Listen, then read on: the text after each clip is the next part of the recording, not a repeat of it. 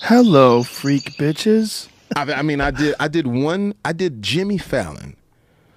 One seating that Jimmy Fallon and every organization wanted to get me. What did you say?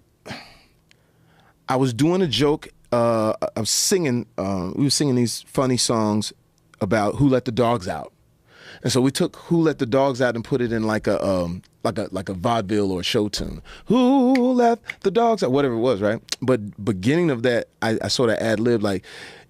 I was watching these dogs and they were coming towards me and I was wondering, who let them out? And there was a pit bull there and, you have to be careful because pit bulls can be cantankerous, And then I go into the song, the pit bull community. It was like Jamie Foxx says, pit bull shamed us.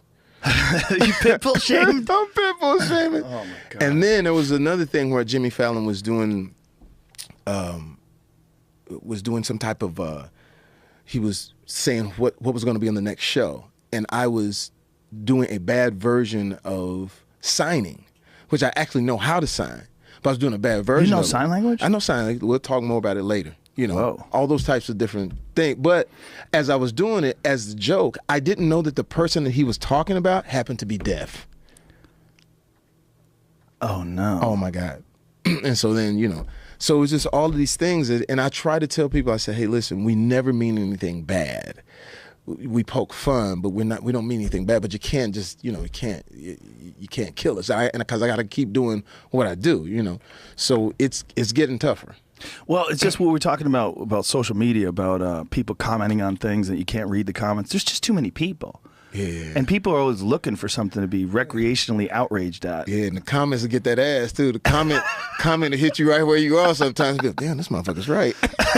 Well, it's good too, though. A little bit. I mean, they're right when they're actually right. Like, someone can say something ridiculous about you, and if you know it's ridiculous, it doesn't mean anything. Yeah. But if it's got a hint of truth, you're like, ooh. But when somebody says something about your teeth, you kind of look in the mirror. I don't understand, man. I got fucked up lower teeth. I got somebody hit me with the donkey. Yo, it's fucking donkey. I was like, I started talking like, these motherfuckers are crazy. So, but I tell people all the time, don't read the comments. That's the book. Don't read the comments because it will make you start to change the way you do things. If I read all of the comments, I never tell another joke. Yeah. If I read all the comments, I'll never try another, I got a movie that we just shot for Little or Nothing called All-Star Weekend, and the jokes are like all the way out there, and it's, I got everybody in it, and we all play different characters. Like I play a white racist cop.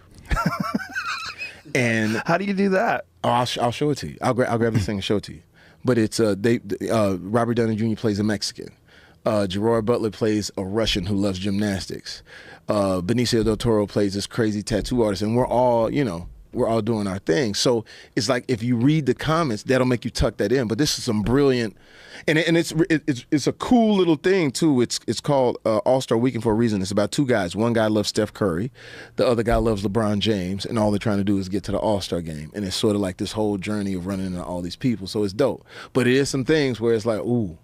You could see there's going to be some shit going on. Well, Robert Downey Jr., just from Tropic Thunder, think about that. You could never do that anymore. You can't have blackface anymore. Yeah, you know what? I'll say this. People have to understand where it comes from. There are real people out there that really mean you harm. Like outside of us. I mean, there's some real people who really don't fucking like you. Whatever you are, whether you're black, you're white, you're straight, you're gay, whatever it is. There's some people who really don't like. We're the entertainment. And it's easy. We're easy targets. It's easy for you to jump on Robert Downey Jr. or Jamie Foxx or Joe because it's easy. When it's real things, which, whether it's politics or whether it's whatever, a lot of times we're not ready for that fight. But it's easy to sort of pick the comedian. I called Robert. I said, listen, I need you to play a Mexican. He says, dude, here's the deal. Sure, fuck it. Sure, why not? Fuck it. Sure, of course. Sure, Mexican, whatever.